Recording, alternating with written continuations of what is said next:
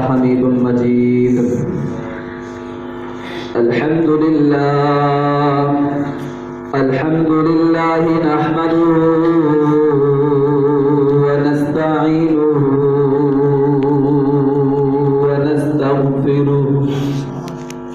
ونستغفره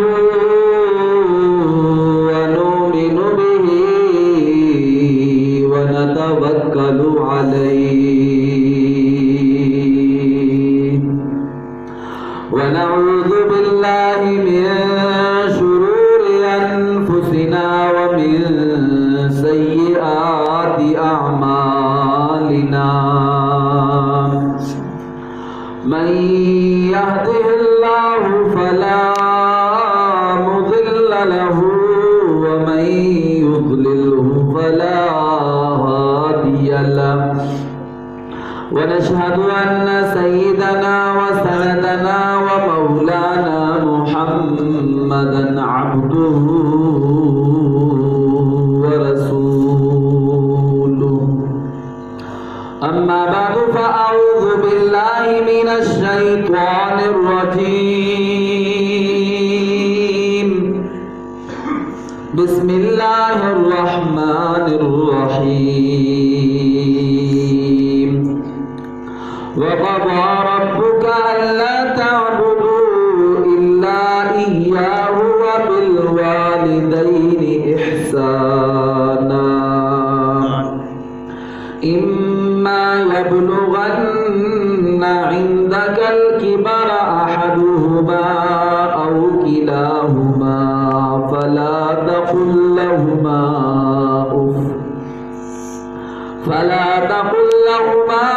أف ولا تنهرهما وقل لهما قولا كريما. وفي صحيح البخاري عن عبد الله قال سألت النبي صلى الله عليه وسلم أي العمل أحب إلى الله عز وجل؟ قال الصلاة على وقتها. قال ثم أي؟ قال ثم بر الوالدين. قال ثم أي؟ قال الجهاد في سبيل الله. صدق الله العظيم وصدق رسوله النبي الكريم الأمين الرؤوف الرحيم.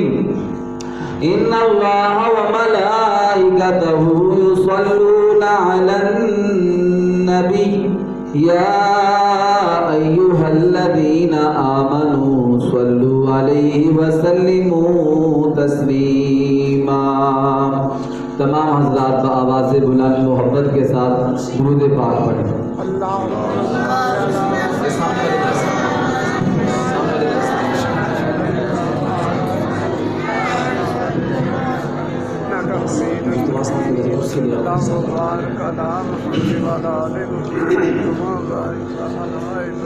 اللهم صل على محمد وعلى آل محمد كما صليت على إبراهيم وعلى آل إبراهيم إنك حميد مجيد.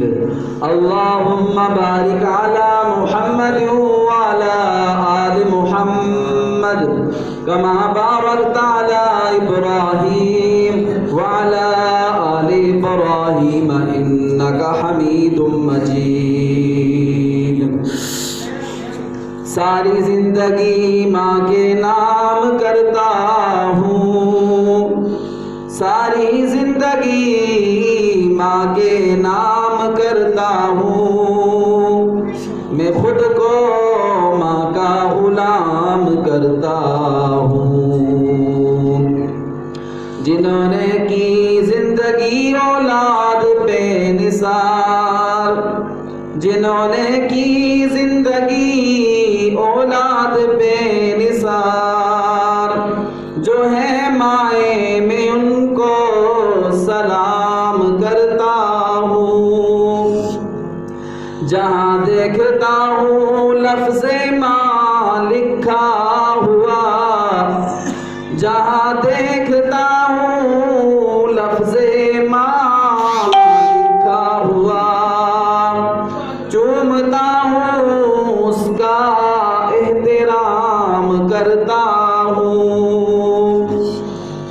میری زبان کو مل جاتی ہے مٹھاس، میری زبان کو مل جاتی ہے مٹھاس، جب بھی میں ماں سے کلام کرتا ہوں۔ میرے معزز و محترم سامعین و ناظرین اکرام، آج ہم سب اس مدرسہ جامعہ محمدیہ میں اس لیے جمع ہوئے ہیں کہ ہمارے زاہد بھائی کی والدہ صاحبہ کا انتقال ہوا ہے۔ ان کے ایصال ثواب کے لیے آج یہ اجتماعی دعا کا پروگرام یہاں پہ رکھا ہے۔ الحمدللہ ہم سب مسلمان ہیں، دین اسلام کے پیروکار ہیں۔ ہمارا دین ایک ایسا مکمل ضابطۂ حیات ہے، بلکہ ضابطۂ حیات سے آگے بڑھ کر ایک لفظ کہوں کہ مرنے کے بعد کے بھی جو حالات ہیں اور جو زندگی ہے اس کے لیے بھی ایک ضابطہ مہیا کرتا ہے۔ کسی موقع پر بھی اپنے ماننے والوں کو تنہا نہیں چھوڑتا ہے، ہر موقع کے لیے اپنے ماننے والوں کو احکامات دیتا ہے۔ یہ ایسا عظیم الشان مذہب ہے اور الحمدللہ ہم اس کے پیروکار ہیں، اور ہمیں اپنی جان مال اپنی ہر چیز سے زیادہ محبت اپنے دین اسلام سے ہے، اور ہمیں اس پر فخر ہے، اور ہم کسی بھی دین کو اس سے اچھا نہیں سمجھتے ہیں، اور کسی دین کے پیروکاروں کو بھی مسلمانوں سے اچھا نہیں سمجھتے ہیں۔ اس لیے کہ دنیا میں جتنی بھی دولت ہے، دنیا میں، دنیا کے اوپر، دنیا کے نیچے، آسمانوں میں، خلاؤں میں، ساری کی ساری دولت بھی جمع ہو جائے، وہ جو ہمارے سینوں کے اندر دولت ایمان ہے، لا الہ الا اللہ محمد الرسول اللہ والی جو دولت ہے، وہ ان ساری دولتوں سے بڑھ کر ہے، ساری دولتوں سے بڑھ کر۔ ایک مسلمان چاہے کتنا بھی گیا گزرا ہو، کتنا بھی سیاکار، بدکار، گناہگار ہی کیوں نہ ہو، پھر بھی وہ ایک کافر سے جس کو کفر پر موت آئی ہو اس سے لاکھ درجے بہتر ہے۔ اس لیے کہ جس کو کفر پر موت آ گئی اور پوری زندگی اس نے دین اسلام کو قبول نہیں کیا، اور پیارے نبی حضرت محمد مصطفیٰ صلی اللہ علیہ وسلم کو اپنا نبی تسلیم نہیں کیا، وہ جتنا بھی اچھا کیوں نہ ہو، جتنا بھی دنیا کے میں لوگوں کے ساتھ اس نے اچھا برتاؤ کیوں نہ کیا ہو، وہ آخرت میں جنت میں نہیں جا سکے گا۔ اس کی نیکیوں کا بدلہ اللہ تعالیٰ دنیا ہی میں اس کو دے دے گا۔ اور ایک مسلمان ایمان والا جتنا بھی گناہگار کیوں نہ ہو، ایک نہ ایک دن ضرور جنت میں جائے گا اور اللہ کا دیدار کرے گا، اور اللہ تعالیٰ اس پر اپنا سلام بھیجیں گے، سلام قولا من رب الرحیم۔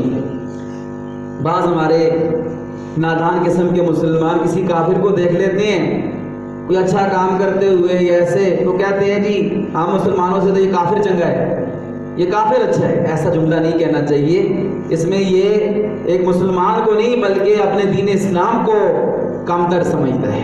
اللہ تعالیٰ ہمیں اس سے محفوظ فرمائے ایسے جملے کہنے سے۔ تو ہم اس لیے جمع ہوئے ہیں، میں یہ بات ذکر کر رہا تھا کہ ہمارا مذہب ہمیں ہر موقع کے لیے ہدایات دیتا ہے۔ دیکھو بچہ پیدا ہوتا ہے تو دائیں کان میں اذان دیتے ہیں، بائیں میں اقامت کہتے ہیں۔ جوان ہوتا ہے، اس جب 7-8 سال کا ہو تو پیارے نبی صلی اللہ علیہ وآلہ وسلم کا فرمان ہے، مروا اولادکم بالصلاۃ وہم ابناء 7 سنین۔ جب تمہارے بچے بچیاں 7 سال کے ہو جائیں انہیں نماز کا کہو، نماز کا حکم کرو۔ وَاضْرِبُوهُمْ عَلَيْهَا وَهُمْ أَبْنَاءُ 10، اور جب 10 سال کے ہو جائیں نماز نہ پڑھے تو ہلکی پھلکی ان کی سزا بھی دو، ڈانٹ ڈپٹ بھی کرو، ان کو سختی بھی کرو، تاکہ ابھی سے یہ نماز کے عادی بن جائیں اور بڑے ہو کر بھی نمازی رہیں۔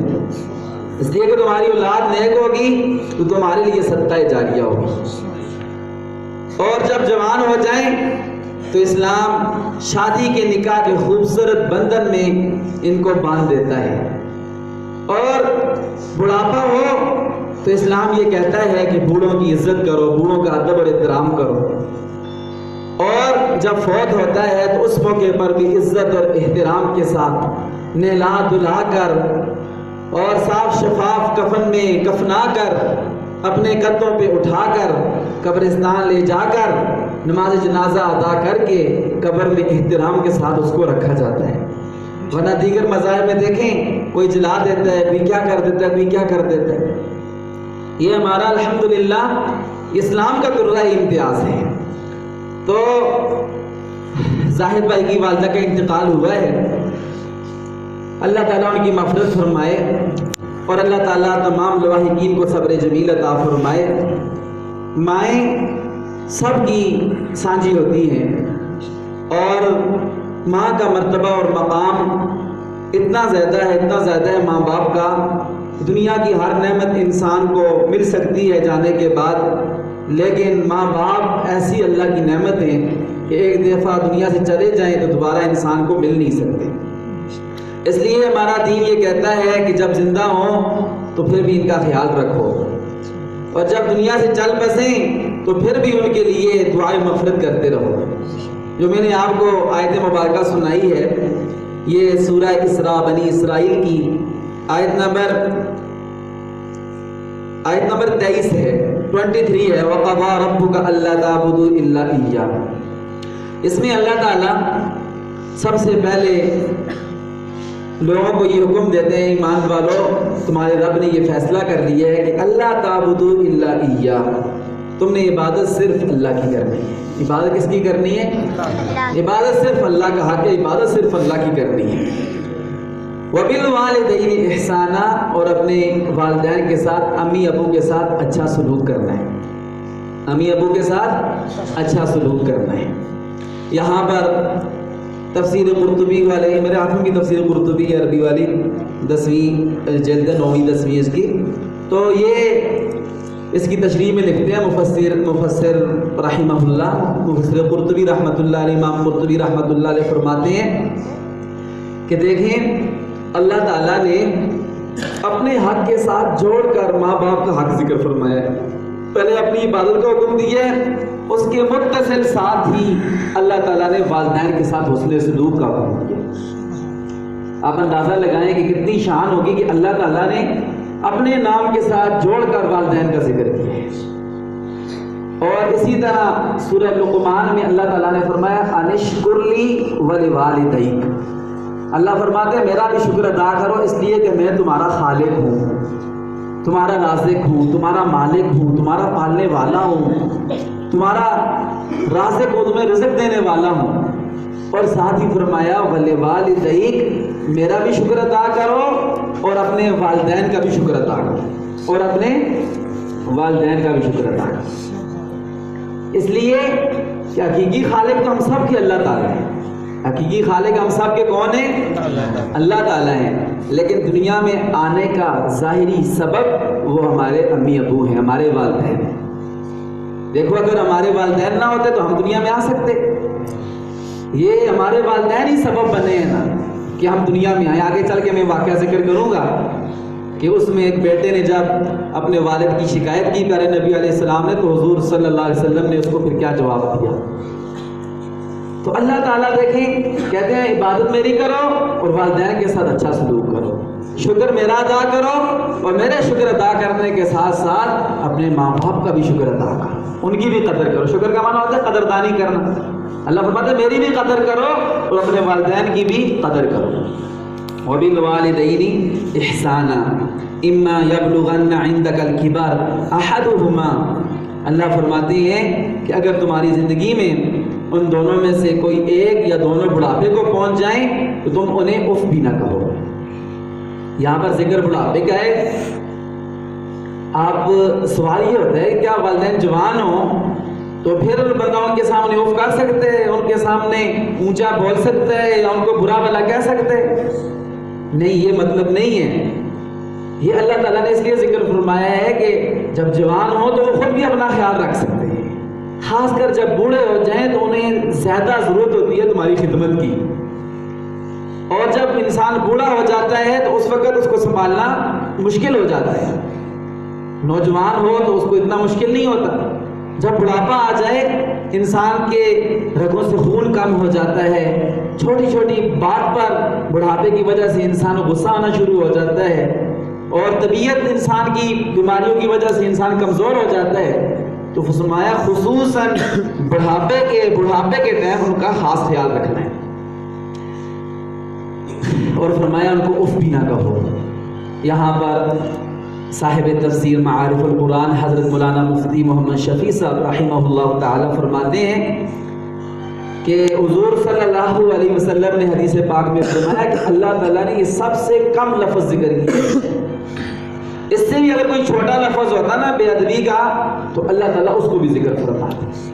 اور وہ تفسیر میں لکھتے ہیں کہ بعض دفعہ جب والدین غصہ ہوتے ہیں انسان کو ڈانٹتے ہیں تو کبھی کبھی انسان نا ایسے ان کی بات برا سمجھتے ہوئے ناگواری کے حساب سے ایسے لمبا سانس لیتے ہیں، ایسے کرتے ہیں ہے اور کوئی بات نہیں، ایسے فرماتے ہیں کہ جو انسان سانس لیتا ہے نا یہ بھی بے ادبی ہے والدین کی، ایسے ناگواری کی وجہ سے جب کوئی ان کی بات بری لگے۔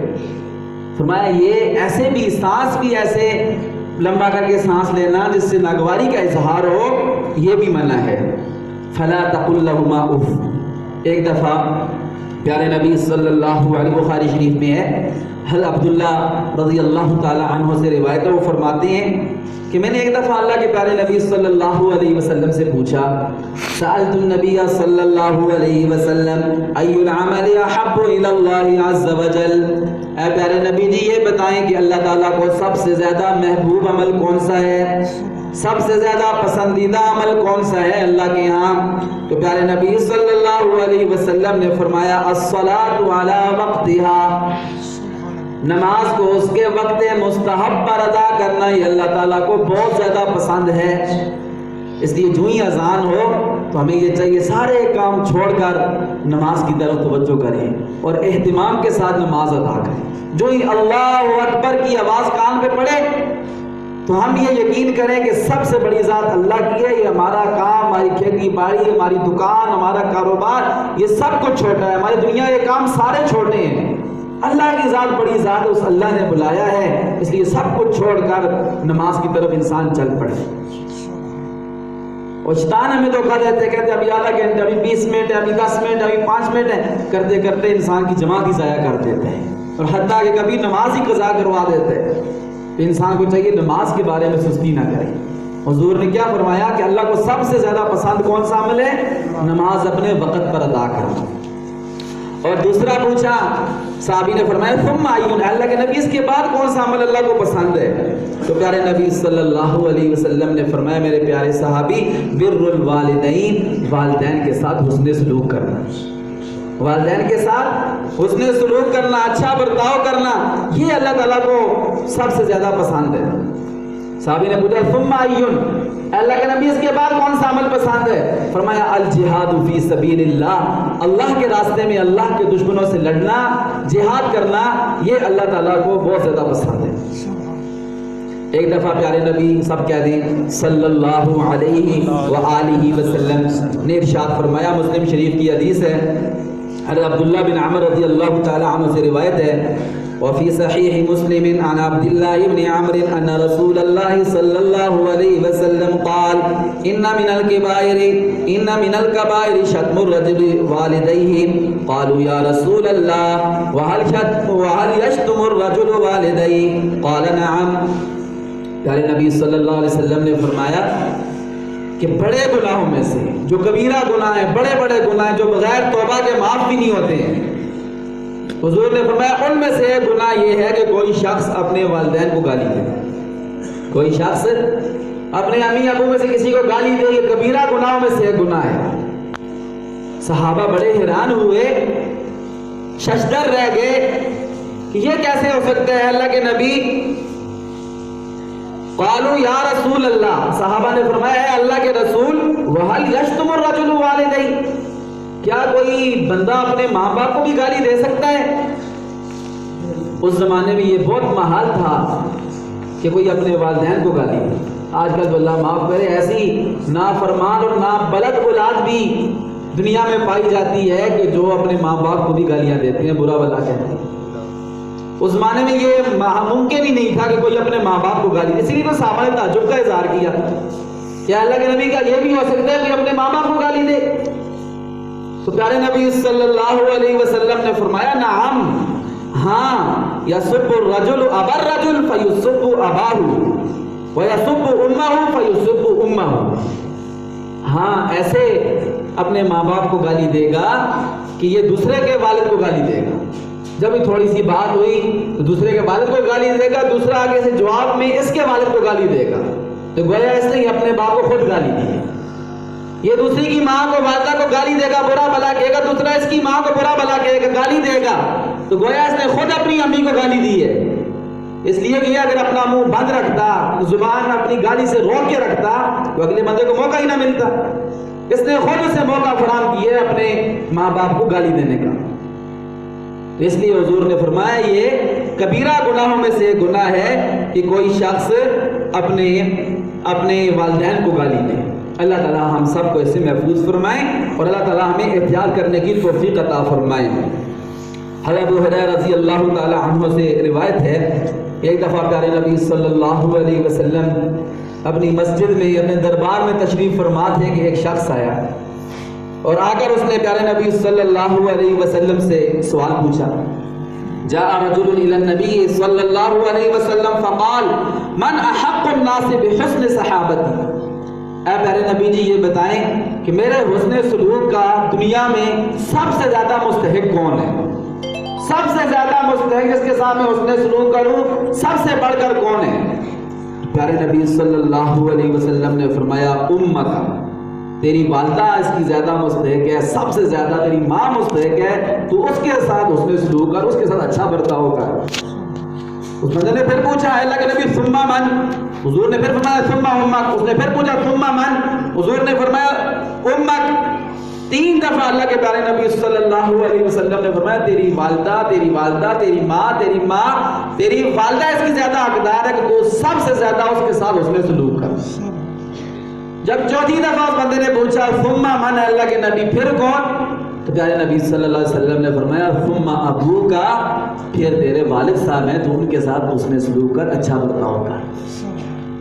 تین دفعہ والدہ کے اس لیے کہا کہ تین ایسی مشقتیں ہیں جو صرف والدہ برداشت کرتی ہے، والد وہ برداشت نہیں کرتا۔ وہ کون کون سی مشقتیں؟ سب سے پہلی مشقت صعوبۃ الحمل، بچے کو پیٹ میں اٹھانے کی، حمل کی تکلیف وہ والدہ برداشت کرتی ہے، والد برداشت نہیں کرتا۔ صعوبۃ الوضع، بچے کی پیدائش کے وقت جو تکلیف ہے وہ والدہ برداشت کرتی ہے۔ اور وصعوبۃ الغذاء والتربیہ، اور دودھ پلانے کی اور تربیت کرنے کی جو صعوبت والدہ برداشت کرتی ہے وہ والد برداشت نہیں کرتا۔ اس لیے اللہ کے نبی نے تین دفعہ والدہ کا ذکر فرمایا کہ تیری والدہ اس کی زیادہ مستحق ہے کہ تو اپنی والدہ کے ساتھ حسن سلوک کر۔ اللہ تعالیٰ ہم سب کو اپنے والدین کی خدمت کرنے کی توفیق عطا فرمائے۔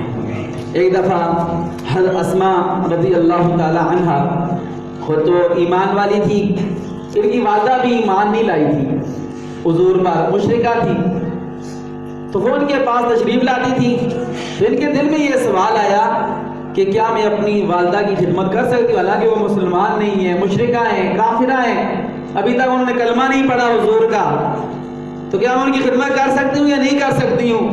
اللہ کے پیارے نبی صلی اللہ علیہ وسلم سے پوچھا۔ دیکھیں ہمارے مذہب کی اللہ تعالیٰ نے کیسی اس کو شان نصیب فرمائی ہے اسلام کو، کہ حالانکہ والدہ مشرکہ ہیں، کافرہ ہیں، تو حضرت اسماء فرماتی ہیں فاستفتیت النبی صلی اللہ علیہ وسلم، میں نے اللہ کے نبی صلی اللہ علیہ وسلم سے فتویٰ پوچھا، اللہ کے نبی سے یہ بات پوچھی، ان امی قدمت وہی راغبۃ افاصلها، کہ میری امی تشریف لاتی ہیں، میرے پاس آتی ہیں، حالانکہ وہ ایمان والی بھی نہیں ہیں، تو کیا میں ان کے ساتھ صلہ رحمی کر سکتی ہوں، ان کے ساتھ حسن سلوک کر سکتی ہوں؟ تو پیارے نبی سب کہہ دیں صلی اللہ علیہ وآلہ وسلم نے ارشاد فرمایا نعم صلی امک، اے اسماء جی ہاں تو اپنی والدہ کے ساتھ حسن سلوک کر، صلہ رحمی کر۔ والدہ کا خیال کر، اس کی خدمت کر، بے شک کافرہ ہو، بے شک مشرکہ ہو۔ اس لیے کہ والدین کے جو حقوق ہیں وہ اس بات کے ساتھ نہیں کہ ماں باپ اگر نیک ہو گئے، بزرگ ہو گئے، اللہ کے ولی ہوں گے تو تب ہی ان کی خدمت کرنی ہے۔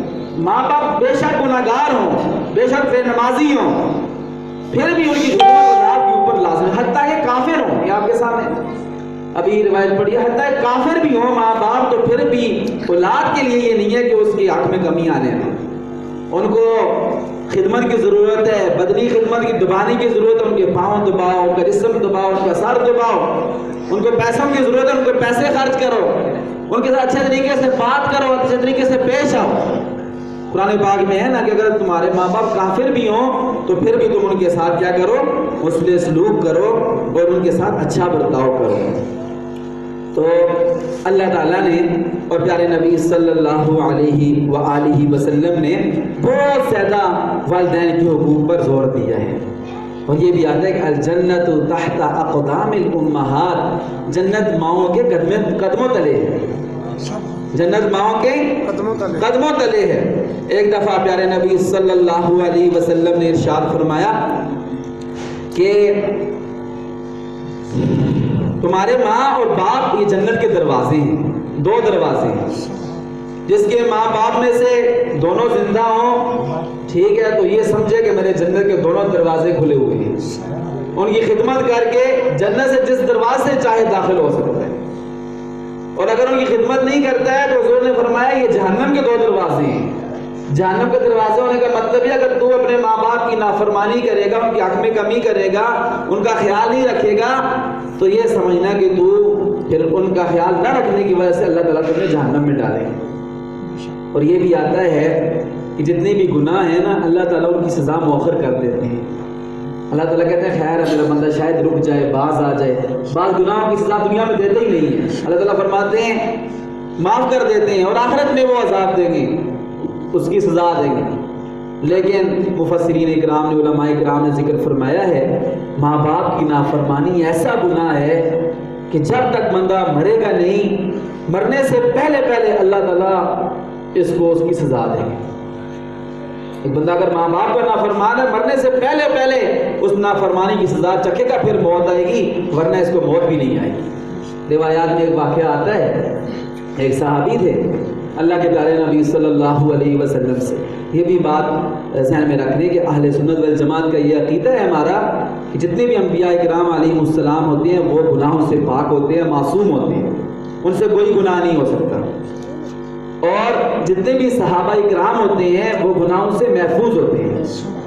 محفوظ ہونے کا مطلب یہ ہے کہ اگر ان سے کوئی غلطی کوتاہی ہوئی بھی ہے تو اللہ تعالیٰ نے ان کی معافی کا عام اعلان کر دیا ہے، اور سب کو اللہ تعالیٰ نے جنتی قرار دیا ہے، سب سے جنت کا وعدہ کرا، لیکن غلطی ان سے ہو سکتی ہے، پھر اللہ تعالیٰ ان کو معاف فرما دیتے ہیں۔ اور جو عام بندے ہیں ان سے گناہ بھی ہوتے ہیں، وہ اللہ سے معافی مانگیں گے تو اللہ معاف فرما دیں گے، نہیں مانگیں گے تو پھر ان کو سزا بھگتنی پڑے گی اس کی۔ تو صحابی رسول تھے تو ان کی موت کا وقت آ گیا اور ان کی روح نہیں نکل رہی تھی، روح اٹک گئی، روح نکل نہیں رہی تھی، تو پیارے نبی صلی اللہ علیہ وسلم کے پاس فوراً لوگ گئے، جیسے اب بھی ہوتا ہے کہ کوئی خدا نخواستہ بندہ فوت ہو رہا ہوتا ہے، روح نہیں نکل رہی ہوتی تو لوگ ہمارے پاس آتے ہیں مولوی صاحب کے پاس، جی آئیں بچوں کو بھیجیں، خود آئیں، کوئی سورہ یاسین پڑھیں، تلاوت کریں، اللہ آسانی والا معاملہ فرمائے۔ تو یہ علماء بھی انبیاء کے وارث ہیں، تو یہ اچھی بات ہے، علماء سے پوچھنا چاہیے کوئی بھی مسئلہ ہو۔ تو پیارے نبی صلی اللہ علیہ وسلم کے پاس فوراً لوگ دوڑ کے گئے کہ فوت ہو رہے ہیں لیکن ان کی روح نہیں نکل رہی، روح اٹک گئی ہے۔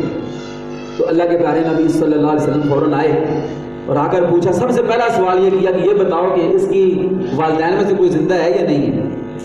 حضور کو بتایا گیا اللہ کے نبی ان کی والدہ زندہ ہیں۔ پیارے نبی علیہ السلام نے فرمایا کہ ان کو بلاؤ میرے سامنے۔ جب ان کو بلایا گیا تو پوچھا یہ بتاؤ کہ تم اپنے اس بیٹے سے راضی ہو، کوئی مسئلہ تو نہیں، کوئی خفا ناراض تو نہیں ہو؟ انہوں نے فرمایا اللہ کے نبی جب سے اس کی شادی ہوئی ہے نا تو یہ میرے ساتھ سخت بولتے ہیں، میرے ساتھ ترش بولتے ہیں، سخت بولتے ہیں، شادی کے بعد پہلے صحیح تھا، جب سے بیگم گھر میں آئی ہے تو بس یہ اب جو ہے نا میرے ساتھ سخت بولتے ہیں۔ اسلام تو ایسا مذہب کہتے ہیں ماں باپ کے حقوق بھی ادا کرو، گھر والوں کے بھی حقوق ادا کرو، گھر کی وجہ سے ماں باپ کے حق میں کمی نہ آنے دو اور ماں باپ کی وجہ سے گھر والی کے حق میں کمی نہ آنے دو۔ تو اللہ کے نبی صلی اللہ علیہ وسلم نے فرمایا کہ اچھا اب تو یہ مر رہا ہے، موت کا وقت ہے، کہ تم معاف کرو گے اپنے اس بچے کو یا نہیں معاف کرو گے؟ وہ تو دل سخت ہے، ماں باپ بھی برداشت کرتے کرتے کرتے جب بندہ بہت ہی اپنے امی ابو کو تنگ کرتا ہے، ایک دن ایسا آتا ہے تو وہ بھی اپنا دل سخت کر دیتے ہیں۔ ویسے تو ماں کا دل بہت نرم ہوتا ہے، لیکن ایسا بھی بعض دفعہ وقت آتا ہے کہ ماں اپنا دل سخت کر لیتی ہے۔ ان کی والدہ کا دل بڑا سخت ہو گیا، ان کے اللہ کے نبی میں نہیں معاف کرتا۔ پھر اللہ کے نبی صلی اللہ علیہ وسلم نے فرمایا اچھا یہ بتاؤ کہ اگر تمہارے سامنے ابھی میں تمہارے بیٹے کو آگ میں جلاؤں تو کیا تمہارا دل گوارا کر لے گا؟ تو فوراً جو نا وہ رو پڑی والدہ ان کی، کہنے لگی اے اللہ کے نبی میں یہ تو برداشت نہیں کر سکتی ہوں کہ میرا بیٹا جو ہے نا وہ آگ میں جلے۔ فرمایا پھر اس کو معاف کر دو، یہ نہ ہو کہ آگے کی منازل اس کی مشکل ہو جائے۔ پھر انہوں نے معاف کیا والدہ نے، تو پھر ان کی سانس نکلی۔ اور بڑے واقعات، ایک بندہ تھا نا، اس نے اپنے ابو کو نا کتابوں واقعہ لکھا ہوا ہے، ابو بوڑھے ہو گئے تھے، بیمار تھے، تو اس نے ابو کو اپنے گھر والے اندر والے کمرے سے نا گھسیٹا کھینچے اور برآمدے میں لایا، برآمدے سے صحن میں لایا، صحن سے باہر پھینکنے لگا نا، تو اس کے باپ نے کہا بس بیٹا بس کر، یہاں سے آگے اگر تو نے مجھے باہر پھینکا نا پھر ظلم ہو جائے گا۔ بچہ بڑا حیران ہوا، کہتے ہیں کہ پہلے آپ نے نہیں کہا ظلم ہو جائے گا، تو ابھی میں باہر پھینک رہا ہوں گلی میں تو آپ کہتے ہو ظلم ہو جائے گا۔ تو وہ کہنے لگا کہ میں نے بھی اپنے باپ کو نا یہاں تک گھسیٹ کے لایا تھا دروازے تک۔ یہ نقد اللہ تعالیٰ اس کی سزا دیتے ہیں جو بھی اپنے ماں باپ کا نافرمان ہوتا ہے۔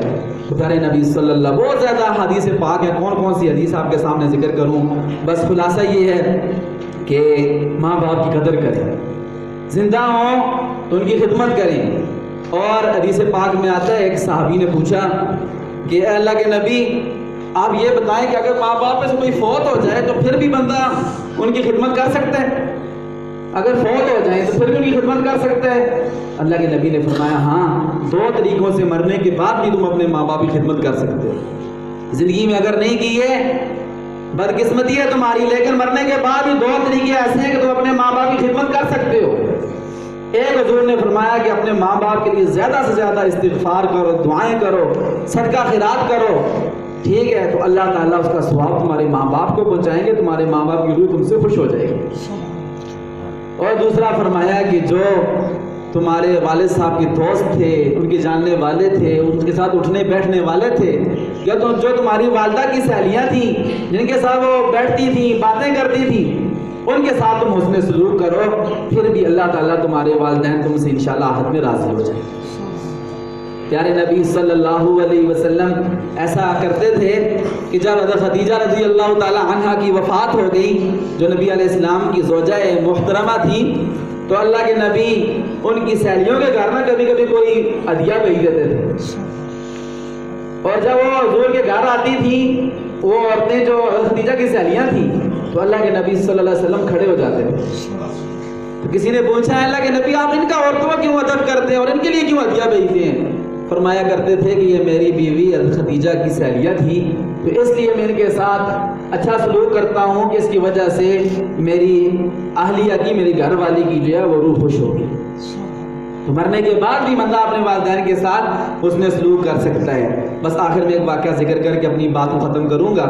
ایک دفعہ ایسا ہوا کہ ایک بیٹے نے نا پیارے نبی صلی اللہ علیہ وسلم کے پاس آ کے اپنے ابو کی شکایت کی، اپنے والد کی شکایت کی، اور شکایت میں یہ کہا کہ میرا باپ جو ہے میری اجازت کے بغیر میرا مال لے لیتا ہے۔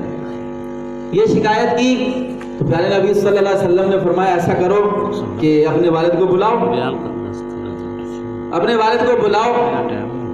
فقال یا رسول اللہ ان ابی اخذ مالی، فقال النبی صلی اللہ علیہ وسلم للرجل فاتنی بابیک، فنزل جبرائیل علیہ السلام علی النبی صلی اللہ علیہ وسلم۔ تو حضور صلی اللہ علیہ وسلم نے فرمایا بلا کے لاؤ، والد صاحب کو پوچھیں تو صحیح مسئلہ کیا ہوا ہے، پہلے باقی تحقیق تو کریں پھر کوئی فیصلہ کریں گے۔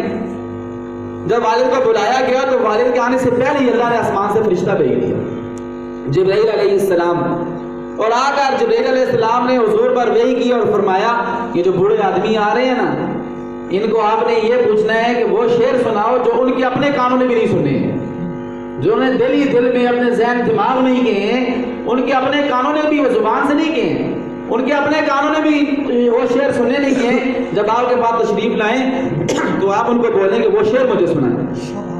اللہ تعالیٰ کو وہ شعر بڑے پسند آئے ہیں تو اللہ نے مجھے بھیجا ہے کہ وہ شعر ان کو بولو آپ کو بھی سنائیں. جب پیارے نبی صلی اللہ علیہ وسلم کے پاس وہ تشریف لائے تو سلام دعا ہوئی. تو اس کے بعد پیارے نبی صلی اللہ علیہ وسلم نے سب سے پہلے انہیں پوچھا کہ ماں بال ابنی کا یشکو کا ترید ان تاخذ مالہ، تیرے بیٹے کو کیا ہو گیا کہ تیری شکایتیں کرتا ہے کہ تو اس کا مال لیتا ہے؟ تو باپ بھی تھکا ہوا تھا. اس نے کہا اے اللہ کے نبی صلی یا رسول اللہ، اے اللہ کے نبی اسی سے پوچھ لیں کیا ہوا کیا ہے. میں تو سوائے اپنے اوپر اور اس کی خالہ ایک پھوپھی ہے اس کے اوپر تھوڑا بہت خرچ کرنا جتنی ہمیں ضرورت ہوتی ہے، اور میں نے کیا کرنا ہوں، میں کس پر خرچ کر رہا ہوں، آپ خود ہی پوچھ لیں میرے بیٹے سے. تو پیارے نبی صلی اللہ علیہ وسلم نے فرمایا ایدانا من ھذا، حضور نے فرمایا چھوڑو اس بات کو، چھوڑو، پہلے ایسے کرو وہ شعر مجھے سناؤ جو تمہارے کانوں نے بھی نہیں سنے، جو تمہارے دل ہی میں آئے صرف. تو فوراً وہ صحابی کہنے لگے اللہ کے نبی ہمیں تو پہلے ہی آپ پر بہت زیادہ یقین اور اعتماد ہے کہ آپ اللہ کے سچے رسول ہیں، لیکن جب ایسا واقعہ پیش آتا ہے تو ہمارے ایمان میں اور اضافہ ہو جاتا ہے کہ ایسی بات جو میرے اپنے کانوں نے بھی نہیں سنی ہے وہ آپ تک کیسے پہنچ رہی ہے. اس سے یہ معلوم ہوتا ہے کہ آپ اللہ کے سچے رسول ہیں، اللہ تعالیٰ نے وہ بات آپ کو پہنچائی ہے. پھر انہوں نے وہ شعر سنائے، شعر سنانے لگے اور کہنے لگے قل وانا اسمع، حضور نے فرمایا تم شعر پڑھو اور میں شعر سنوں تمہارے. سبحان اللہ. اللہ کے نبی نے خود انہیں کہا کہ آپ پڑھو اور میں سنوں. وہ شعر اللہ کو بڑے پسند آئے ہیں. وہ کون سے ہیں وہ آپ بھی سنیں.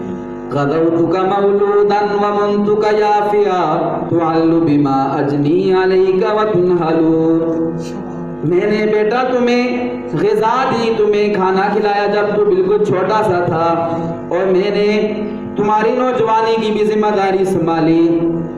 تعل بما اجنی علیک وتنحل، تمہارا کھانا پینا میری ہی کمائی سے تھا. اذا لیلۃ زافت بالسقم لم ابد لسقمک الا ساحرا اتململ، کہنے لگا کہ جب تو رات کے وقت بیمار ہوتا تھا، کوئی تکلیف ہوتی تھی تو تیری بیماری کی وجہ سے میں ساری رات جاگ کے گزارتا تھا. آپ والدین بیٹھے ہوئے پتہ ہے جب بچہ رات کو بیمار ہو جائے تو کیسے والدہ والد کیسے پریشان ہو، نیندیں اڑ جاتی ہیں. اور کہنے لگا انی انا المتروک دونک بالذی طرقت به دونی فعینی تحمل، تیری بیمار جب تو بیمار ہوتا تھا تو نہیں بیمار ہوتا تھا، میں بیمار ہو جاتا تھا، اور تیری بیماری کی وجہ سے ساری رات ہماری آنکھوں سے آنسو جاری رہتے تھے کہ کاش ہمارا بیٹا صحت مند ہو جائے، اس کو صحت مل جائے. تخاف الردى نفسی علیک وانہا لتعلم ان الموت وقت مؤجل، اور کہتے میرا دل تیرے ہلاکت کی وجہ سے ہر وقت پریشان رہتا تھا کہ بیماری کی وجہ سے میرا بیٹا ماری نہ جائے، فوت نہ ہو جائے. اور کہتے کہ حالانکہ مجھے پتا تھا کہ موت کا وقت مقرر ہے لیکن پھر بھی تیری بیماری ہم سے برداشت نہیں ہوتی تھی. فلما بلغت السن والغایۃ التي الیہا مدى ما كنت فیک اؤمل، اور جب تو اس عمر کا پہنچ گیا جس عمر کی مجھے امید تھی. والدین کو کیا امید ہوتی ہے کہ ہمارے بیٹے جوان ہو جائیں، جوان ہو کے ہمارے کام آئیں گے. فرمایا آپ تو جوان ہو گئے. جعلت جزائی غلظۃ وفضاضۃ کأنک انت المنعم المتفضل، اور تم نے مجھے اس کا بدلہ سختی کے ساتھ دیا، ترش روئی کے ساتھ دیا، بد اخلاقی کے ساتھ دیا، گویا کہ تم میرے اوپر احسان کرنے والا ہے. حالانکہ جو بچے ماں باپ کے ساتھ نیکی کرتے ہیں کوئی احسان نہیں کرتے ماں باپ کے ساتھ، بلکہ بچوں کا حق ہے اور فرض ہے، ذمہ داری ہے. فلیتک اذ لم ترا حق ابوتی فعلت کما الجار المصاقب یفعل، باپ کہنے لگا اگر تو میرے ابو ہونے کا حق ادا نہیں کر سکتا تھا تو کم از کم شریف پڑوسی جیسا ہی بن جاتا، ایک شریف پڑوسی جیسا ہی بن جاتا، جیسے شریف پڑوسی اپنے پڑوسی کا خیال رکھتا ہے اتنا ہی میرا خیال رکھ لیتا تو. فأولیتنی حق الجوار ولم تکن علی بمال دونک مالک تبخل، کہنے لگے تو اپنے مال میں جو ہے وہ بخیل ہو گیا ہے، حالانکہ یہ سب کچھ تیرے پاس جو ہے یہ میری ہی وجہ سے. جب پیارے نبی صلی اللہ علیہ وسلم نے یہ اشعار سنے تو آقا دو جہاں سرور کائنات صلی اللہ علیہ وسلم کی مبارک آنکھ